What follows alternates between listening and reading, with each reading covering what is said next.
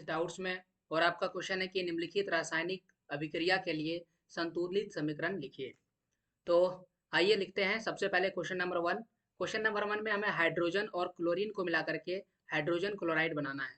तो हाइड्रोजन के लिए फॉर्मूला H2 होता है और क्लोरीन के लिए होता है Cl2 और हाइड्रोजन क्लोराइड का फॉर्मूला होता है HCl।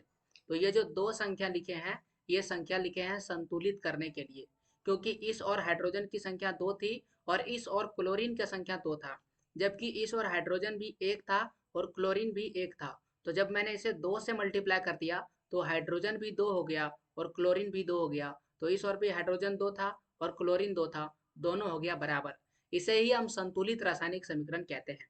तो ये है क्वेश्चन नंबर 1 का आंसर। अब क्वेश्चन नंबर 2 के लिए अगर देखा जाए तो पहले लिखा है बेरियम क्लोराइड।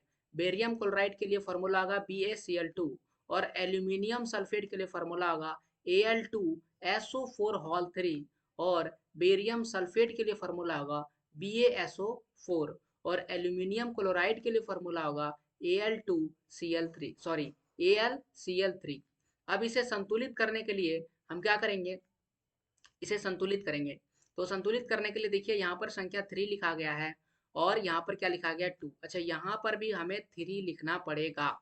तो क्यों क्यों 3 लिखना पड़ेगा, देखिए यहाँ पर ऑक्सीजन कितना है 4 और 4 का गुना करेंगे 3 से तो यहाँ 12 ऑक्सीजन है। तो यहाँ पर भी देख सकते हैं ऑक्सीजन 4 है और मैं 4 को 3 से गुना करूंगा तो ऑक्सीजन हो जाएगा 12। और ये Ba जो है Ba का मतलब क्या होता है, बेरियम होता है। तो बेरियम की संख्या इधर कितना है 3 है और यहाँ पर भी आप देख सकते हैं Ba यानी कि बेरियम की संख्या 3 है क्योंकि मैंने इसे 3 से गुना किया। लेकिन जब मैंने इसे 3 से गुना किया तो ये क्लोरीन 3 का पहाड़ा 2 बार 6 हो चुका है। और इस ओर भी आप देख सकते हैं कि क्लोरीन यानी कि Cl जो है वो 3 का पहाड़ा यहाँ पर देख सकते हैं 2 से गुना किए हैं और यहाँ पहले से 3 लिखा हुआ था तो ये हो गया 6।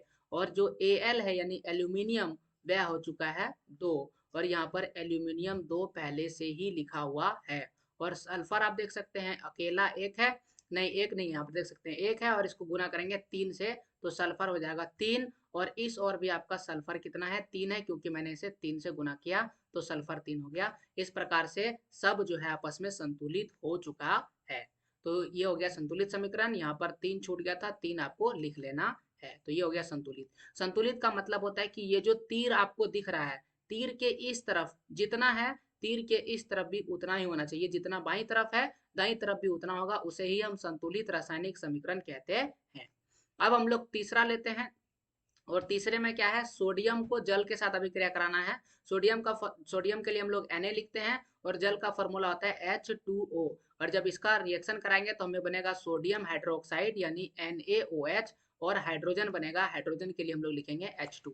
अब संतुलित करने के लिए मैंने यहाँ पर Na के सामने 2 लिखा हुआ है तो इधर सोडियम की संख्या हो गया 2 और इधर भी आप देख सकते हैं सोडियम की संख्या 2 क्योंकि मैंने इसे 2 से गुना किया। लेकिन सोडियम के साथ साथ ऑक्सीजन भी यहाँ पर कितना हो चुका है 2 हो चुका है और हाइड्रोजन भी यहाँ पर कितना हो चुका है 2 हो चुका है। अब हम लोग इधर देखते हैं ऑक्सीजन की संख्या कितनी है 2 तो ऑक्सीजन ऑक्सीजन हो गया बराबर, लेकिन हाइड्रोजन का संख्या 2 गुना 2 हो जाएगा 4। और यहाँ पर भी आप देख सकते हैं 2 हाइड्रोजन यहाँ पर है और 2 हाइड्रोजन यहाँ पर है तो हाइड्रोजन की संख्या 4 हो गया, यानी यह समीकरण भी संतुलित है। तो इस प्रकार से हो गया तीनों का तीनों समीकरण का संतुलित रासायनिक समीकरण। कैसा लगा वीडियो? ऐसे और भी वीडियोज आपको प्लेलिस्ट में मिल जाएगा जिसका लिंक आपको डिस्क्रिप्शन में मिलेगा। डिस्क्रिप्शन में और भी कई सारे वीडियोज रिलेटेड हैं तो जरूर देखिएगा। पूरा वीडियो देखने के लिए थैंक यू।